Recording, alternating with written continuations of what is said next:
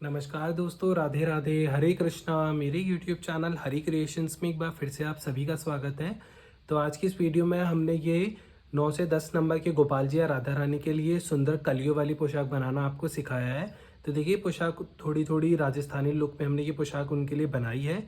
तो मैं आपको बताता हूँ। देखिए, हमने इसकी मैचिंग ये दुपट्टा बनाया है। ये देखिए कुछ इस तरीके से, और बहुत ही खूबसूरत कलर्स में कंट्रास्ट है। कोई सारे ही कलर एक दूसरे से बहुत अलग है, पर एक दूसरे के साथ बहुत ही अच्छी तरीके से कंट्रास्ट कर रहे हैं।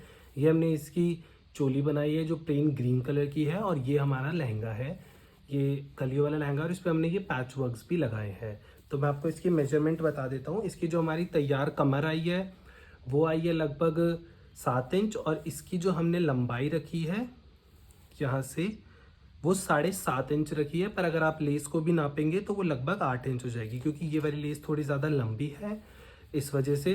और ये देखिए पीछे से इसका कुछ लुक इस तरीके से आया है। ये प्रॉपर कलियों वाला लहंगा है, तो आप अपने लड्डू गोपाल या राधा रानी को किसी को भी पहना सकते हैं।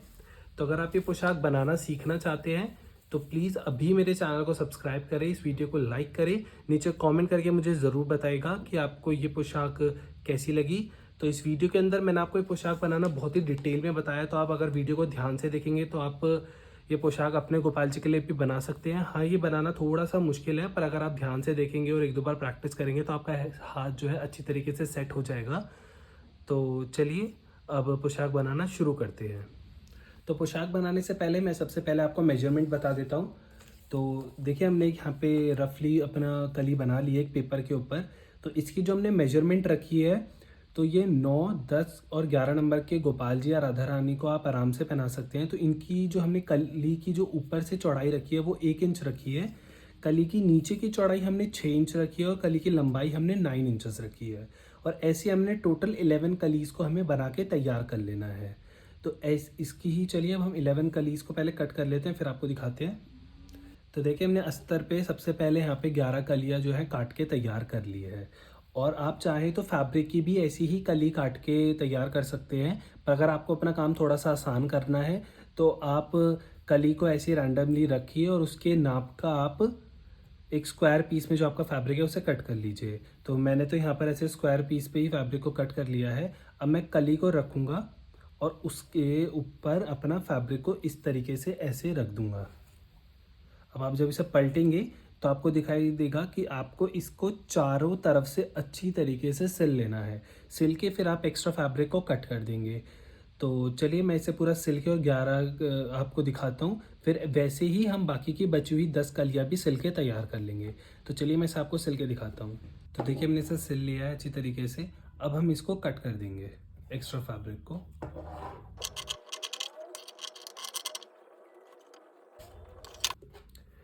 तो देखिए, हमने अपनी कली को सिल के तैयार कर लिया है। अब हम इसके ऊपर अपना पैच लगाएंगे। तो पैच हमने ले लिया है, और नीचे से हम लगभग 2 इंची का मार्जिन छोड़ेंगे, 2 इंची, और यहाँ पर एक चौक का निशान लगा लेंगे। और अब इसको बीचों बीच इस तरीके से रख के हम इस पे चारों तरफ से सिलाई लगा लेंगे।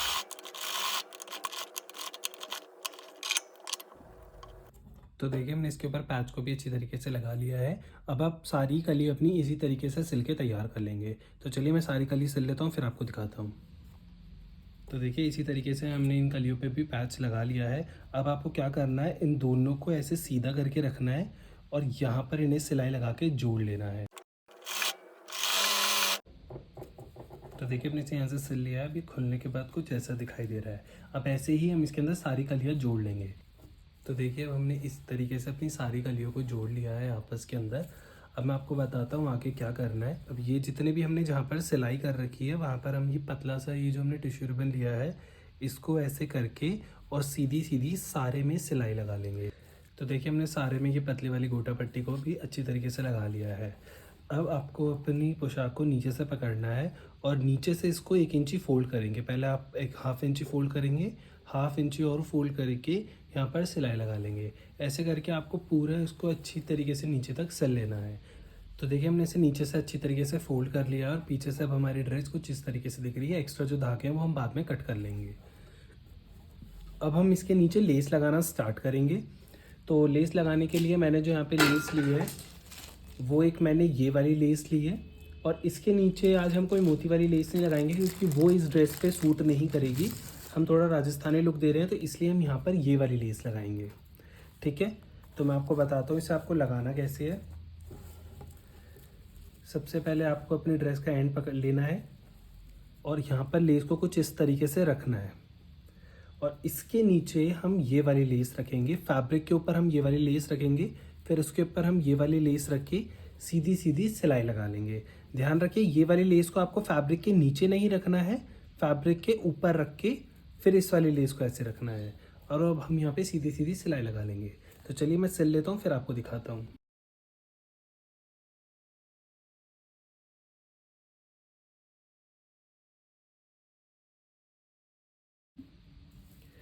तो देखिए हमने अपनी पोशाक के नीचे अच्छी तरीके से लेस भी लगा लिया। मैं आपको इसका पूरा लुक दिखाता हूँ एक बारी। ये देखिए, और हमने इसके एंड्स पे हमने गोटा पट्टी भी लगा ली है। अब हम इसके अंदर नेफा लगाएंगे। तो हमारी इसकी जो तैयार कमर आई है वो 7 इंची आई है। तो उसके लिए मैंने 2 इंच ये एक पट्टी ले ली है उसी कपड़े की, और हमने इसे 2 इंची एक्स्ट्रा रखा है। यानी कि हमारी कमर 7 आई है तो हमने इसकी लंबाई जो रखी है वो रखी है 9 इंचेस, और इसकी हमने जो चौड़ाई रखी है वो रखी है हमने 2.5 इंच। ठीक है, तो अब नेफा लगाने के लिए हमें सबसे पहले अपने फैब्रिक को एक बार ऐसे फोल्ड करेंगे और यहाँ पर सिलाई लगा लेंगे। फिर उसके बाद आपको अपने फैब्रिक को बीच में से एक बार ऐसे फोल्ड करना है इस तरीके से, और अपनी पोशाक को उल्टा करके यहाँ से लेके पूरा इस गोलाई को लेते हुए यहाँ तक सिल लेंगे। तो चलिए पहले मैं इसे सिल लेता हूँ फिर आपको दिखाता हूँ।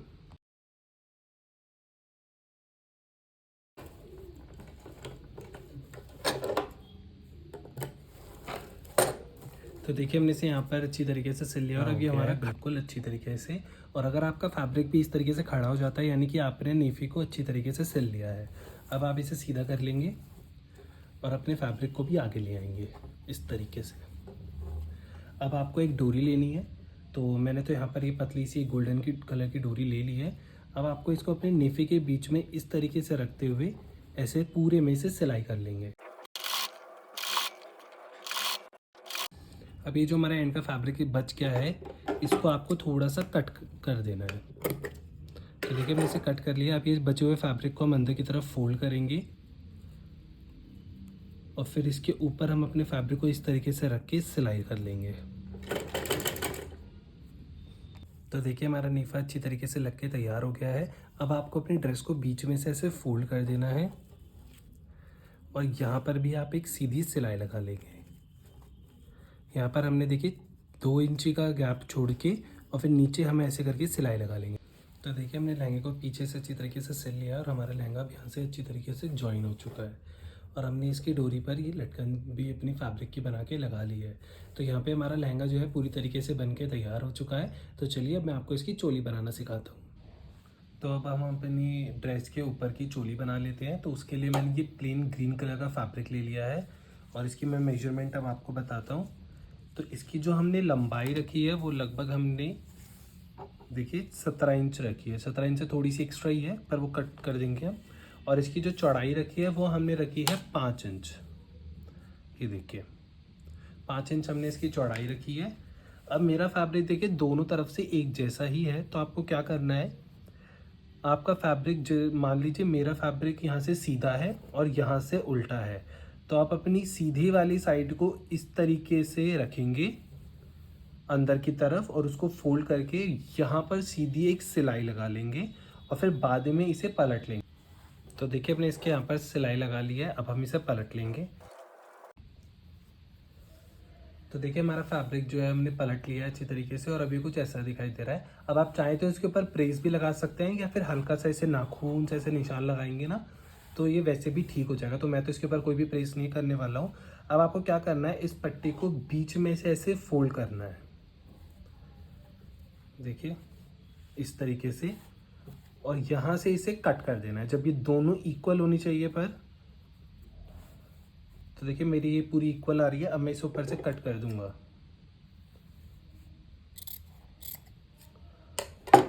तो ये देखिए हमने कट कर दी है।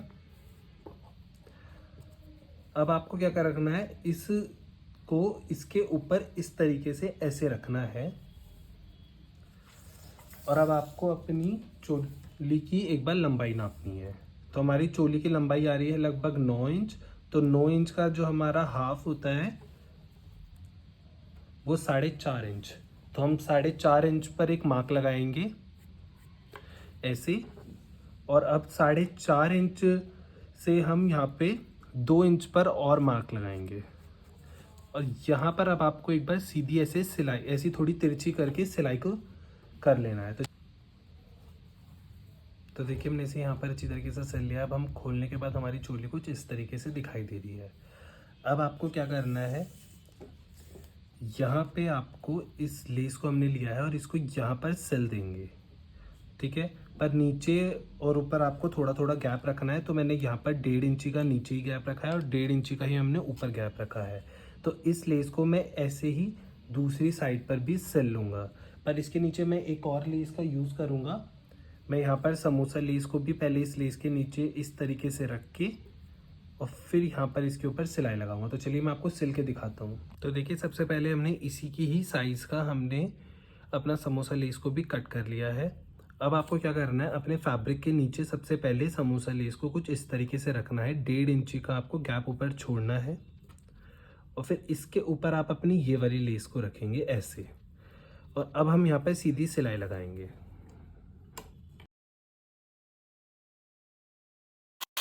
तो देखिए हमने इस साइड को तो अच्छी तरीके से सिल दिया है। अब हम इस साइड पर भी अच्छी तरीके से सिलाई लगा लेंगे। तो देखिए हमने इसके दोनों साइड पर अच्छी तरीके से लेस को लगा लिया है। ये लेस हमने इतना गैप इसलिए छोड़ा है क्योंकि जब हम अपनी चोली को इस तरीके से रख के और यहाँ पर सिलाई लगाएंगे, मतलब पीछे ऐसे करेंगे ना और यहाँ पर सिलाई लगाएंगे, तो वो जो एक्स्ट्रा फैब्रिक है वो ज़्यादा मोटा ना हो अंदर की तरफ। पर अगर आप कोई पतली लेस लगा रहे हैं तो आप पूरा भी लगा सकते हैं, ज़रूरी नहीं कि आप ऐसे हाफ पे ही लगाएं। मैंने हाफ पे इसलिए लगाया क्योंकि मेरा फैब्रिक भी थोड़ा मोटा था और लेस भी थोड़ी मोटी थी। तो अब आप चाहे तो इसे ऐसे भी छोड़ सकते हैं और अपनी चोली बना सकते हैं आगे।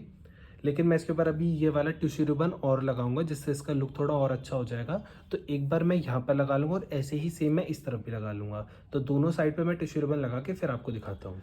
तो देखिए हमने दोनों साइड पे टिश्यू रिबन को लगा लिया और अब हमारी चोली का लुक कुछ इस तरीके से आ रहा है। अब हमारी नीचे और ऊपर की दोनों साइड अभी ओपन है। तो अब हम इसके नीचे टिश्यू रिबन लगाएंगे। तो हमने ये वाला टिश्यू रिबन लगाया। तो टिश्यू रिबन लगाना ही बहुत आसान है। आपको पहले टिश्यू रिबन को ऐसे करना है और नाखून से यहाँ पर निशान लगा लेना है। उससे इसकी शेप कुछ ऐसी हो जाएगी। फिर इसके बीच में आपको अपना फैब्रिक रखना है और सीधी सीधी सिलाई लगा लेनी है। तो इस तरीके से आपका टिश्यू रिबन लग जाएगा। ऐसे ही हम इसके ऊपर भी लगा लेंगे। तो चलिए मैं टिश्यू रिबन लगा के फिर आपको दिखाता हूँ। तो देखिए हमने इसके ऊपर और नीचे अच्छी तरीके से टिश्यू रिबन को लगा लिया है। अब हम चोली को ज्वाइन कर लेंगे। तो उसके लिए आपको अपनी चोली को इस तरीके से फोल्ड करना है। उल्टा करके आप अपनी चोली को इस तरीके से फोल्ड करेंगे।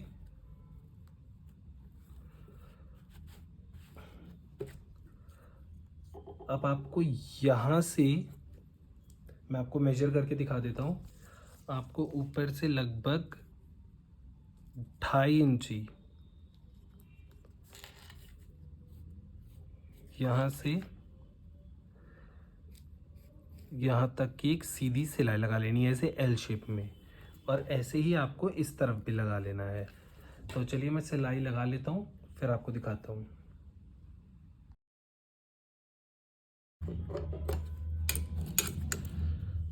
तो देखिए हमने एक्स्ट्रा थ्रेड को कट कर दिया है। अब आपने जहाँ पे ऐसे करके ये सिलाई लगाई है यहाँ पर अब आपको एक छोटा सा कट लगाना है इस तरीके से और एक्स्ट्रा फैब्रिक को कट कर देना है। ये देखिए,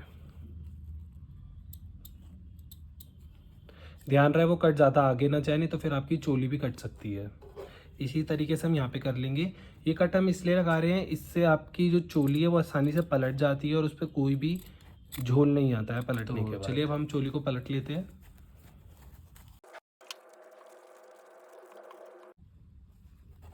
तो देखिए हमने यहाँ पर हमारी चोली जो है पूरी तरीके से बन के तैयार हो गई है और पीछे से ही कुछ इस तरीके से लग रही है। आप इसके यहाँ पर वेलक्रो या चट बटन कुछ भी लगा सकते हैं, उससे आपकी चोली जो है प्रॉपर इसी तरह सिक्योर हो जाएगी। तो हमारी चोली का जो ओवरऑल लुक है वो कुछ इस तरीके से आया है। तो चलिए अब इस वीडियो को यहीं पर एंड करते हैं। अगर आपको ये वीडियो पसंद आई हो तो प्लीज़ मेरे चैनल को सब्सक्राइब करें, इस वीडियो को लाइक करें, नीचे कमेंट करके मुझे ज़रूर बताइएगा कि आपको ये वीडियो कैसी लगी। मिलते हैं अब आपसे नेक्स्ट वीडियो में, तब तक के लिए राधे राधे, हरे कृष्णा।